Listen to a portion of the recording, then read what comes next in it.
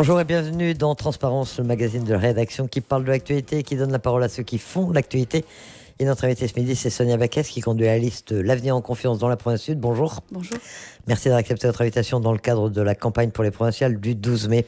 Alors c'est un peu le fait de campagne de la semaine. Vous avez reçu hier le soutien de Sonia Lagarde. La maire de Nouméa déclare qu'elle fait confiance à l'Avenir en confiance. C'est un soutien qui compte pour vous. Vous l'attendiez? Vous avez été... ça a été long à se dessiner? Alors c'est un soutien qui compte énormément. C'est vrai que la maire de Nouméa, de la capitale, c'est quand même un soutien très important. Et puis c'est un soutien important parce que Sonia Lagarde ne s'était jamais positionnée jusqu'à présent, ni aux législatives, ni aux sénatoriales. Elle s'occupe de mettre en œuvre le programme pour lequel elle a été élue à la mairie de Nouméa. Et ce qu'elle indique, c'est-à-dire que l'enjeu est crucial. C'est effectivement très important parce que je crois qu'elle a bien compris comme nous le risque qu'il y a aujourd'hui d'avoir un congrès qui bascule à majorité indépendantiste et le besoin qu'ont les partisans de la France d'avoir un soutien comme le sien. Ce risque d'une majorité indépendantiste au congrès, il est réel ou est-ce que c'est un peu agité comme un épouvantail pour faire un peu peur aux gens? Est-ce que vous croyez qu'il y a vraiment une possibilité que les indépendantistes comblent l'écart qui existe aujourd'hui?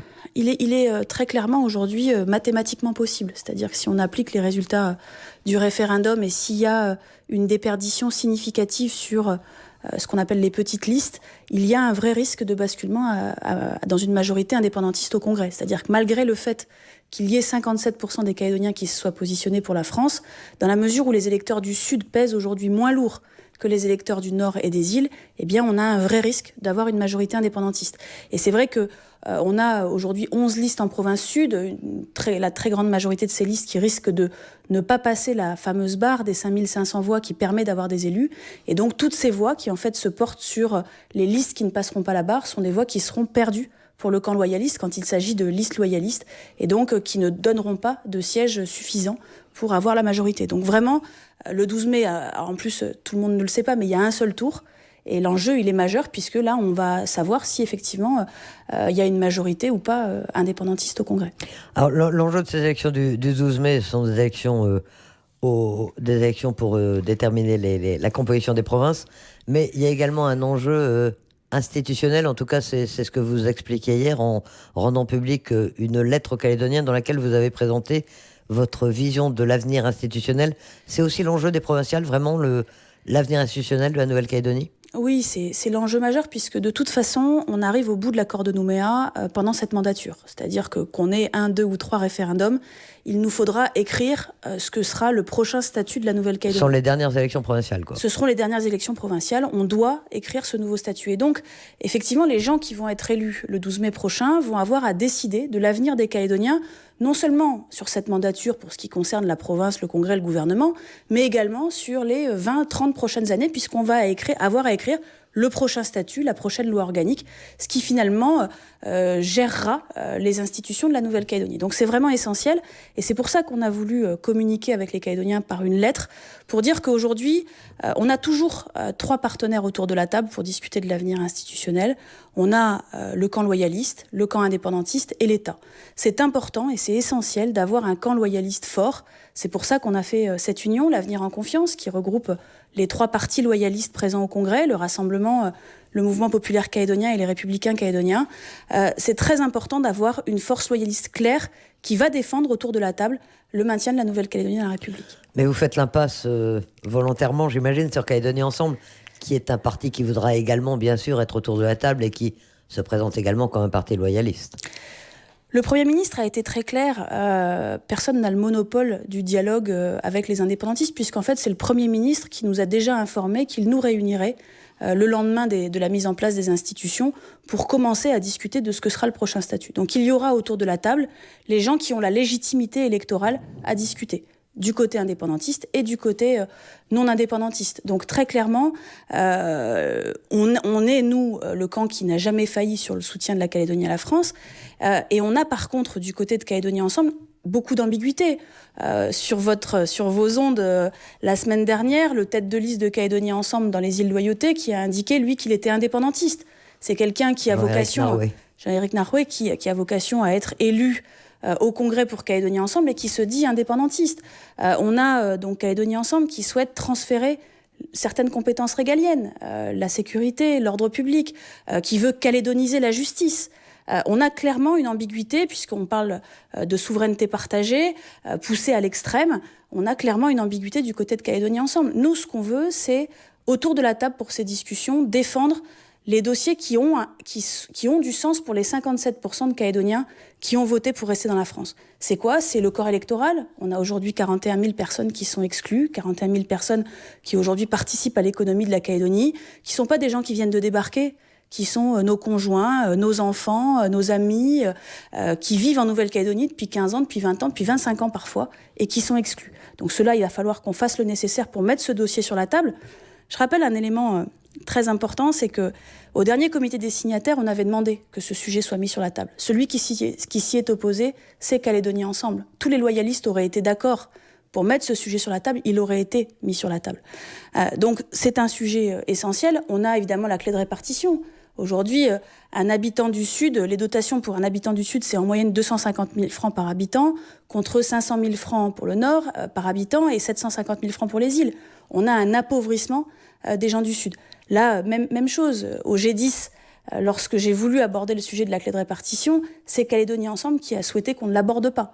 Donc, ces sujets-là, c'est des sujets qui sont importants pour les Calédoniens qui veulent rester français, et c'est des sujets que nous, on portera autour de la table, puisque bien évidemment, tous ceux qui auront la légitimité des urnes seront dans la discussion. Mais ce sont des sujets dont les indépendantistes ne veulent pas parler, on le sait bien, ça fait des années qu'on essaie d'en parler avec eux et qu'ils refusent que ce soit mis sur la table.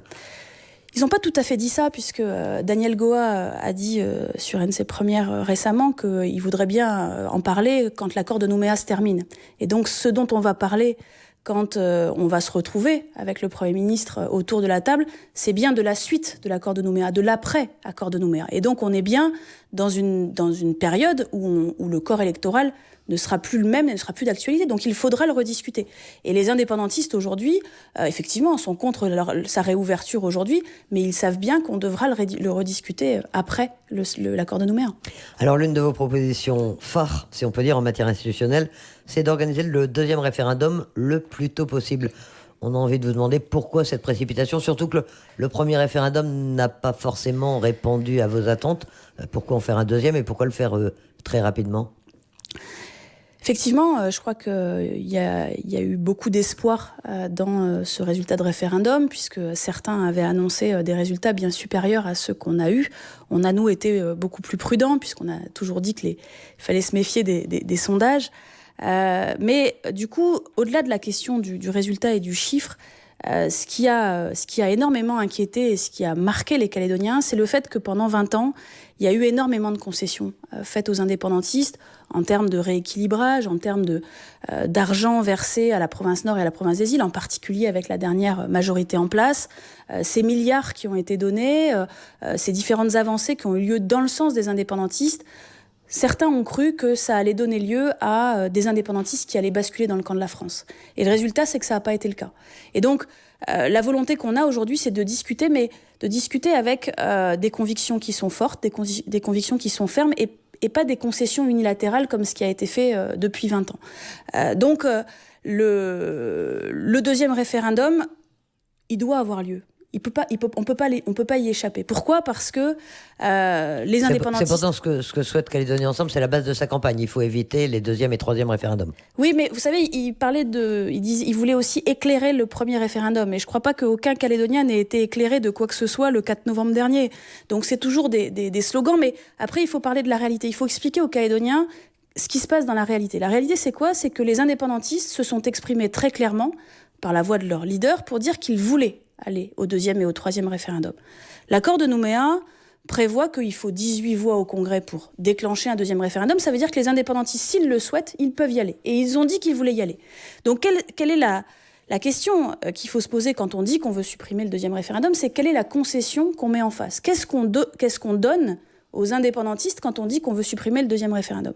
Et il y a eu récemment une interview de Charles Wachetine qui dit les choses très clairement, qui dit « Nous, on veut bien discuter. La seule chose dont on veut bien discuter, c'est la souveraineté avec partenariat, c'est-à-dire l'indépendance association. » Donc le prix de la suppression du deuxième référendum, il est très clair, il est sans ambiguïté.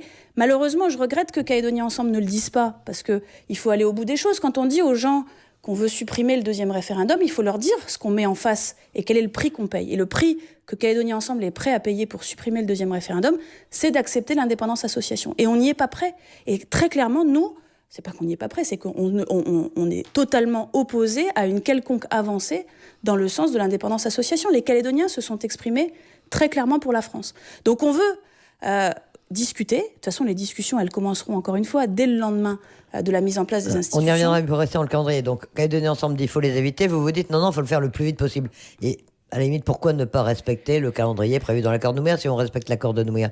Parce que ce deuxième référendum et ce troisième référendum, on le voit bien, il génère énormément d'inquiétudes chez les Calédoniens, il génère un ralentissement économique, il génère finalement plus d'espoir. C'est-à-dire que les Calédoniens, aujourd'hui, ils savent pas où ils vont, ils savent pas comment et quand on va s'en sortir. Nous, on dit, le calendrier, aujourd'hui, il est contraint par l'accord de Nouméa, mais il y a un petit peu de marge. Et cette marge, c'est quoi ? Cette marge, c'est que on a la capacité, dès le lendemain du 12 mai, de déclencher le deuxième référendum, et ensuite, l'État a au maximum 18 mois pour l'organiser. Mais il peut l'organiser avant, et j'ai eu l'occasion de rencontrer les représentants de l'État qui m'ont dit qu'on pouvait l'organiser dans moins d'un an. Ça veut dire que dans moins d'un an, on aurait le résultat de ce deuxième référendum qui nous permettrait quand même, là, de savoir quelle est la dynamique. Et je suis convaincue, compte tenu du fait qu'on a eu quand même 17 000 abstentionnistes dans le Grand Nouméa, on voit bien que les indépendantistes, eux, ils ont largement mobilisé dans leur camp. On a des taux de participation en tribu et dans les fiefs indépendantistes qui sont gigantesques, alors que nous, on a un taux d'abstention qui est trop important parce que on a eu des sondages qui étaient favorables et que les gens ne se sont pas forcément mobilisés. Et vous croyez que la mobilisation sera au rendez-vous du deuxième référendum ? J'en suis convaincue. Je pense que les Calédoniens se sont fait peur le 4 novembre. Je pense qu'ils ont été, on y a peut-être... Et nous les premiers, on a fait notre mea culpa sur cette campagne. On n'y a pas été unis. On n'a pas forcément fait une campagne bleu-blanc-rouge très, très marquée. Je pense que on est en capacité d'aller chercher ces abstentionnistes et d'avoir un résultat pour le prochain référendum qui soit une victoire plus large pour la France. Et dans ces conditions-là, très clairement, les discussions ne seront pas les mêmes. Les discussions, elles auront fixé qu'on gagne finalement ce référendum plus largement que le premier ou qu'on le gagne de la même manière. Les résultats seront clairs, c'est-à-dire que les Calédoniens se seront exprimés 2 fois pour dire qu'ils veulent le maintien de la Calédonie dans la France. On aura les conditions pour dire maintenant, on établit un statut qui inscrive définitivement la Nouvelle-Calédonie dans la République française. On fait l'impasse sur le troisième référendum, ou les indépendantistes vont-ils dire il y en a 3 prévus dans l'accord, on va jusqu'au troisième ? S'il faut aller jusqu'au troisième, on ira jusqu'au troisième en accélérant les choses. C'est-à-dire que, contrairement à ce que dit Calédonie Ensemble, il y a très peu de choses à faire, en fait. Il y avait beaucoup de choses à caler pour le premier référendum. On n'était pas d'accord sur le corps électoral, on n'était pas d'accord sur la question. Il fallait on avait beaucoup de choses à préparer pour que ce référendum se fasse. Aujourd'hui, la question, on la connaît, elle peut pas changer. Le corps électoral, il a été fixé, les conditions d'inscription, elles ont été fixées. Donc il y a la révision de la liste qui est annuelle, qui a lieu de la même manière et qui pose aucune difficulté politique. Donc on est en capacité d'enchaîner, je l'ai dit, dans moins d'un an, le deuxième référendum. Et tout de suite après, puisqu'on peut le redemander dans les 6 mois qui suivent et le faire là aussi 6 mois après, donc 1 an après, finir le processus du troisième référendum.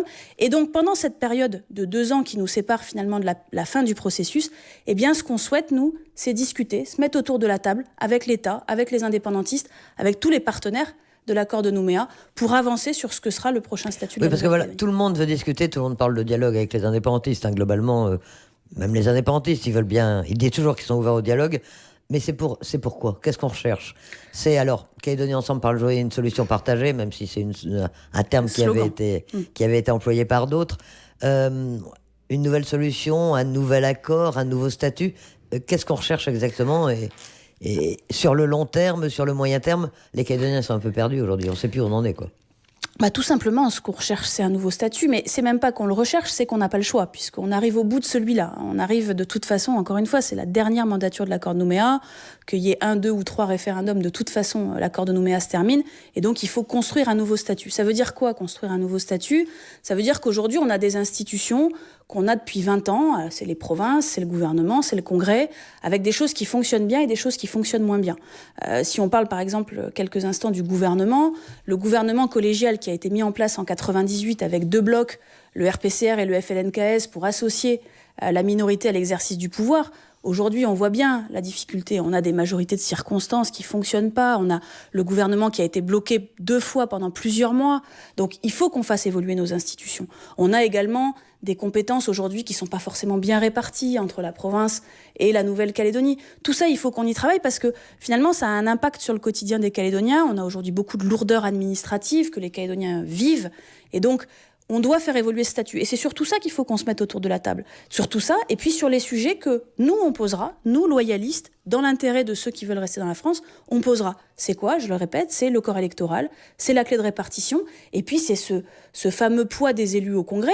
Je ne sais pas si les Calédoniens s'en rendent compte, mais aujourd'hui, on a un risque, encore une fois, d'avoir un Congrès qui bascule la majorité indépendantiste, alors qu'on a une majorité clairement loyaliste de la population.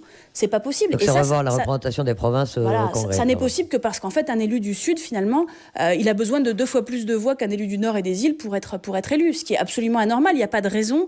Un électeur du Sud, il n'a pas moins d'importance qu'un électeur du Nord ou un électeur des îles. Alors Calédonie Ensemble affirme être le seul mouvement politique non indépendantiste capable d'ouvrir les discussions. Il le répétait hier dans un communiqué qui suivait l'annonce de votre projet institutionnel. Et ils mettent en avant notamment avoir fait preuve de leur capacité de dialogue en signant la charte des valeurs et le bilan politique partagé. Vous n'avez rien négocié. Et c'est un peu le reproche qu'on fait à votre liste. Et vous le savez, on dit, bon, ils sont gentils, mais ils sont un peu jeunes et ils n'ont pas beaucoup d'expérience. Vous savez, il y a la différence entre la communication et les actes. La communication, c'est effectivement cette charte des valeurs, cet exposé des motifs de la question qui ont été négociés par Calédonie Ensemble et qui sont en fait...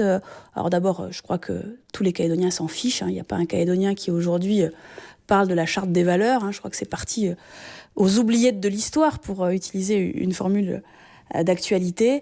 Et puis en plus, quand il y a eu des choses de négocier, Calédonie Ensemble n'a jamais rien obtenu qui soit dans le camp pour le camp des loyalistes, pour le camp de la France. Jamais. C'est-à-dire que si on fait le bilan de 15 ans de pouvoir de Calédonie Ensemble, jamais ils n'ont obtenu quoi que ce soit dans l'intérêt de ceux qui veulent rester en France. Nous, par contre, très clairement, eh bien, on s'est battu comité des signataires et après comité des signataires pour éviter, par exemple, les 6000 radiations. Je ne sais pas si vous vous souvenez, le FLNKS faisait des recours, des milliers de recours pour radier des listes électorales les gens qui n'avaient pas un nom à consonance kanak, notamment. Eh bien, on a obtenu que ces radiations n'aient pas lieu. On en a eu au final, je crois, un petit peu moins de 400 sur les 6000. Ça, c'est notre combat, c'est celui qu'on a mené à chaque fois. Alors effectivement, on a peut-être un peu moins communiqué, mais on a été autour de la table et à chaque fois qu'il a fallu négocier et obtenir des choses, nous, on l'a fait dans l'intérêt du camp de la France. Et pas, encore une fois, vous savez, se vanter de dire que nos partenaires, les partenaires indépendantistes préfèrent parler avec Calédonie Ensemble. Moi, je comprends effectivement que, puisqu'à chaque fois qu'il va autour de la table, il leur cède quelque chose. Mais vous, on vous reproche de quitter la table de négociation. Est-ce que c'est une solution? Est-ce que vous ne pouviez pas faire autrement? Et est-ce que la prochaine fois, vous resterez? On n'a jamais quitté la table des discussions quand il s'est agi de discuter... C'est une allusion au G10. J'ai bien compris. Quand il s'est agi de discuter avec les indépendantistes. Ce qu'on a contesté, c'est qu'en fait, dans ce fameux G10, c'est devenu une instance où Philippe Gomès est arrivé avec sa charte des valeurs. Il fallait absolument voter sa charte des valeurs. Enfin, vous voyez bien que c'est quand même pas l'enjeu, la charte des valeurs. On est en train de vouloir construire le prochain statut de la Nouvelle-Calédonie. Il est arrivé avec la charte des valeurs.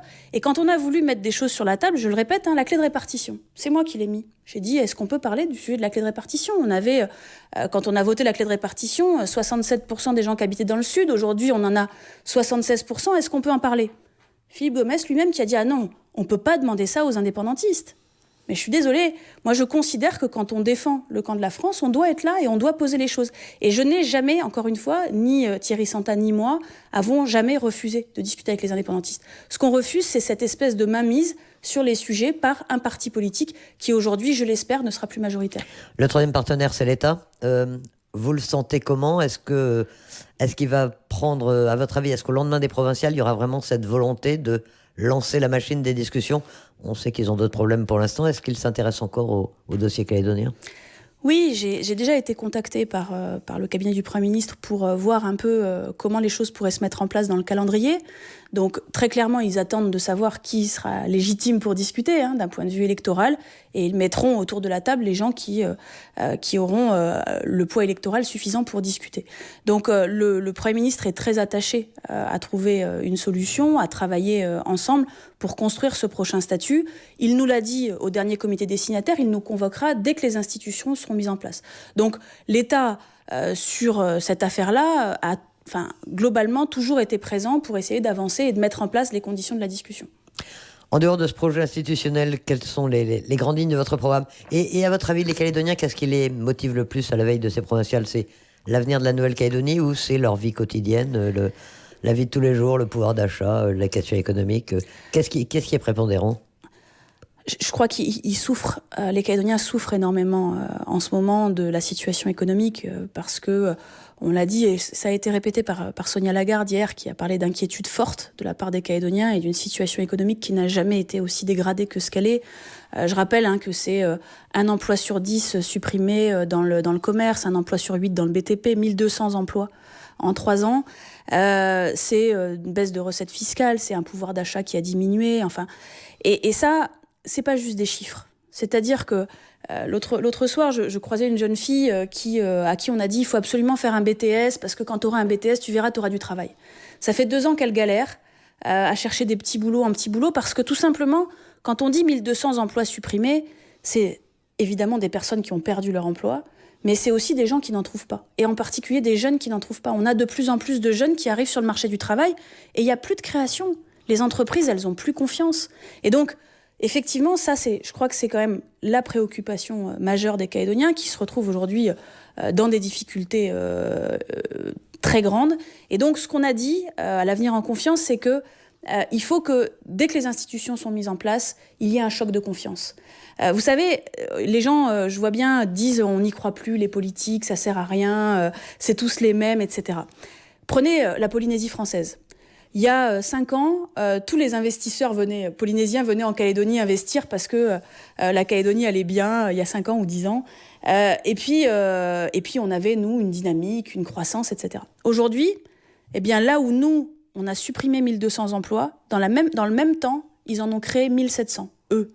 Pourquoi ? Tout simplement parce qu'on a changé de politique. Parce qu'on avait une politique de Temaru Floss qui a été remplacée par la politique d'Edouard Fritsch. Et donc, on peut changer les choses. On peut, avec un choc de confiance, en redonnant confiance à ceux qui investissent, à ceux qui embauchent, parce que on va leur donner une stabilité fiscale, parce qu'on va débloquer les milliards de projets qui sont bloqués par les administrations de la Nouvelle-Calédonie, parce qu'on va passer au 3e millénaire en matière de numérique. On a aujourd'hui une administration qui malheureusement avance pas assez vite sur le plan du numérique. Il y a des exemples partout dans le monde de choses qui avancent sur les énergies renouvelables.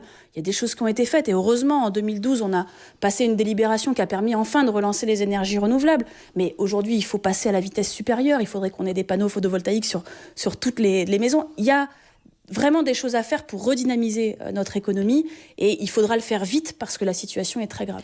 Mais la situation est grave, est-ce qu'elle est seulement due à la majorité actuellement au pouvoir ? Il y a eu la crise économique mondiale dont la Calédonie a ressenti les contre-coups avec un peu de retard. Il y a la crise du nickel surtout qui a vraiment plombé l'économie.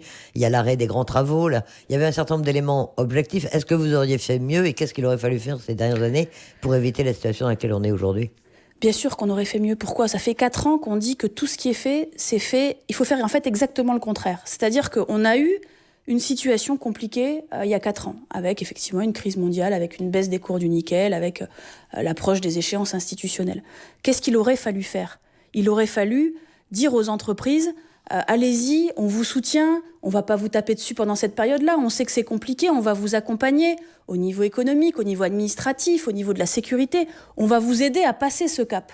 Eh bien non, c'est pas ce qui a été fait. Ce qui a été fait depuis 4 ans, c'est que les entreprises se sont fait taper dessus sur le plan d'abord de la communication, parce que tout ce qui a été dit, c'est les entreprises, c'est le diable, il faut leur taper dessus, ils se goinfrent. Alors certes, il y en a qui ont abusé pendant des années, pas de problème, mais c'est sur cela qu'il faut taper. Il ne faut pas taper sur toutes les entreprises, il ne faut pas taper sur les petites entreprises et ces petits entrepreneurs qui se lèvent le matin pour aller essayer à la fin du mois de faire qu'ils arrivent à payer leurs salariés et parfois qu'ils n'arrivent pas à se payer eux-mêmes. Donc c'est pas sur cela qu'il faut qu'on aille taper. Et je crois que là encore une fois, ils ont fait exactement l'inverse. Et c'est pas comme si ont débarqué à la veille des élections en disant c'est pas bien ce qui a été fait. Ça fait 4 ans. Ça fait 4 ans qu'on leur dit voilà ce qu'il faudrait faire. La TGC, c'est la plus compliquée du monde.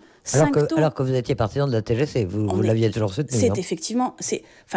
supprimer les taxes à l'entrée qui étaient hyper complexes par un impôt qui est simple, c'était ça qu'il fallait faire. Sauf qu'on l'a rendu encore plus compliqué que ce qu'il y avait avant. Vous voulez la rationaliser, vous voulez la réorganiser. Il faut qu'on ait 2 taux maximum, un taux normal, un taux réduit pour les produits de première nécessité de grande consommation. Il ne faut pas qu'on ait 5 taux où plus personne s'y retrouve. Pourquoi ? Parce que tout simplement, quand on a plus de complexité, ça coûte plus cher aux entreprises, et quand ça coûte plus cher aux entreprises, ça se répercute sur le consommateur. Le choc de confiance dont vous parlez rapidement, ce serait quoi les premières mesures ou les premiers signes forts que vous voudriez donner ? Il y a plusieurs choses. Alors, bien évidemment, il y a la question institutionnelle, on l'a abordée, donc c'est de déclencher le 2e référendum le plus rapidement possible. Après, il y a la question de la stabilité fiscale. Il y a eu 11 lois de modification fiscale dans les 4 dernières années. Donc, c'est de dire tout simplement aux gens qui investissent à quelle sauce ils vont être mangés. Voilà ce qui va se passer dans les 5 prochaines années. Voilà exactement ce à quoi vous pouvez vous attendre. Ça, c'est un facteur de confiance extrêmement important. Et puis après, il y a plus de 30 milliards de projets qui sont bloqués dans les administrations de la Nouvelle-Calédonie pour des raisons administratives, d'accords de défiscalisation, etc. Ces projets-là, il faut les sortir. Il faut qu'on arrive à faire redémarrer, parce qu'encore une fois, on dit souvent, quand le bâtiment va, tout va. Mais il faut qu'on arrive à faire redémarrer, parce que c'est des emplois qui sont souvent peu qualifiés et qui font redémarrer la machine. Après, il y a aussi autre chose. Il y a 2 choses très importantes. C'est la question des charges sociales. Les entreprises, aujourd'hui, elles sont noyées sous les charges sociales. Il faut qu'on arrive, et c'est ce qu'on a proposé avec notre contrat social, à baisser les charges des entreprises pour qu'en échange, elles puissent embaucher, elles puissent augmenter les salaires, elles puissent redonner du pouvoir d'achat aux Calédoniens. Et puis, il y a la question de la simplification administrative.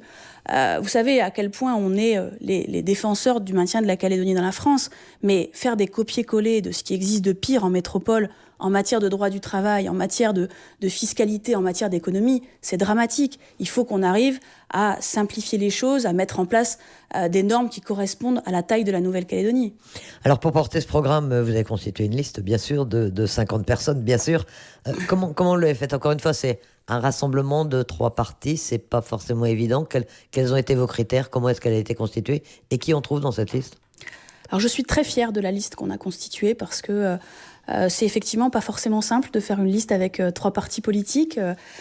Donc on a trouvé bien évidemment des équilibres entre nous, mais on a une liste qui arrive à regrouper des gens qui sont très complémentaires et qui vont réellement permettre de sortir la Nouvelle-Calédonie de l'ornière dans laquelle elle est. On a 3 critères. La question d'abord de l'expérience. On a parlé de la nécessité de dialoguer et de construire le prochain statut de la Nouvelle-Calédonie.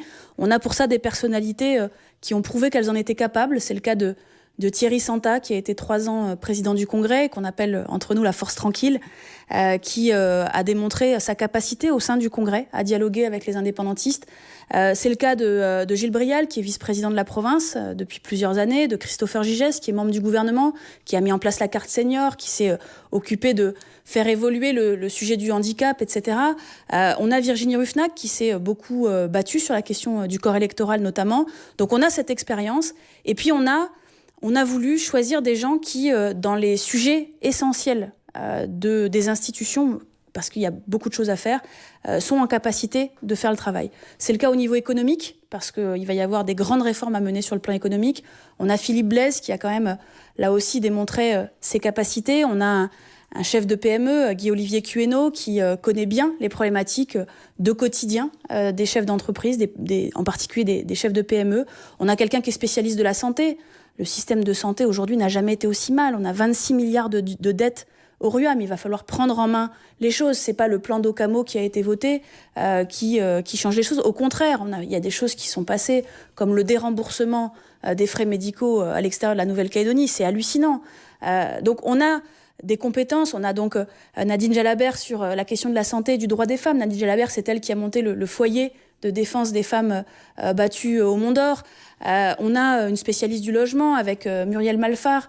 On a vraiment des gens sur cette liste qui sont en capacité de redresser la Nouvelle-Calédonie. Et puis on a du renouvellement, pardon, je finis, mais on a du renouvellement. Vous ne faites pas les 50, hein, vous. Non, mais c'est important parce que, vous savez, on a des jeunes femmes comme Naya Wateou, qui est une jeune femme qui a une expérience à la fois dans le privé et dans le public, qui a 35 ans, qui est métisse UVA, et Laura Vandégou, qui sont toutes les deux des jeunes femmes qui ont vraiment envie de changer les choses et qui apportent cette fraîcheur et cette volonté d'avancer. Et quand on vous dit que vous êtes un peu léger ou un peu jeune face aux hiérarques de la vie politique calédonienne, puisqu'on voit la présence de Paul Néautine, de Roch Wamitan, de Philippe Gomez, ça vous fait pas peur? Et vous entendez ce reproche ou cette inquiétude que peut avoir une partie de votre électorat, de se dire ils sont pas encore capables, il leur faudrait quelques années?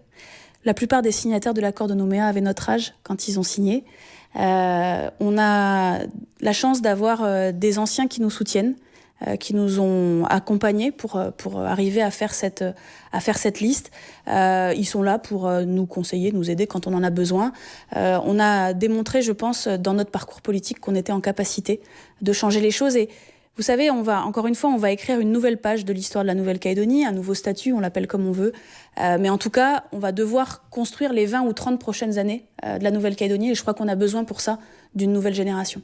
La campagne, comment ça se passe? Vous êtes content pour l'instant de la manière dont les choses se déroulent? Il y a du monde dans les meetings? Vous êtes sur le terrain? Oui, alors on est sur le terrain tous les soirs. On a la chance avec cette liste d'union en fait d'avoir beaucoup de gens qui sont en capacité d'animer des réunions. Donc tous les soirs, on a 3 ou 4 réunions en même temps. Et c'est une très bonne chose parce que ça nous permet d'être au contact des Calédoniens. Et puis surtout, ce qui est assez extraordinaire, c'est on a une équipe de militants qui se sont portés volontaires et qui sont issus des 3 partis de l'Avenir en Confiance et qui réellement prennent plaisir à travailler ensemble. Et on voit qu'il y a une vraie envie de changement et dans cette équipe de campagne et dans les électeurs qu'on voit tous les soirs, on a de plus en plus de monde. On était encore hier soir au Mont d'Or, on avait 270 personnes à Boulari, autant à Dambéa lundi. On a un grand meeting le 8 mai prochain à la Reine du Sud à 18h. Je suis convaincue qu'on aura encore beaucoup de monde parce que je crois que les gens ont envie de changer. La dernière mandature a échoué. Il faut apporter la confiance à ceux qui ont envie que ça change. On est à 9 jours maintenant du scrutin, ça va aller vite. Les enjeux, si vous deviez les résumer en quelques mots pour conclure, c'est quoi? Les enjeux, c'est de changer sur le plan économique, sur le plan de ce qui a été fait pour le quotidien des Calédoniens. Ce qui a été fait a échoué. Et les enjeux, c'est pour l'avenir institutionnel d'avoir des gens autour de la table qui sont en capacité de défendre réellement ceux qui veulent que la Calédonie reste dans la République française. Sonia Backès, tête de liste de l'Avenir en Confiance dans la province Sud. Merci d'accepter cette invitation. Merci. Et c'est la fin de ce magazine Transparence, un magazine qui, je le rappelle, sera rediffusé dimanche soir, juste après notre édition de 17h45. Vous pourrez le retrouver en podcast audio et vidéo dans un instant sur notre site internet. Excellent après-midi à tous. Votre prochain rendez-vous d'information à 13h.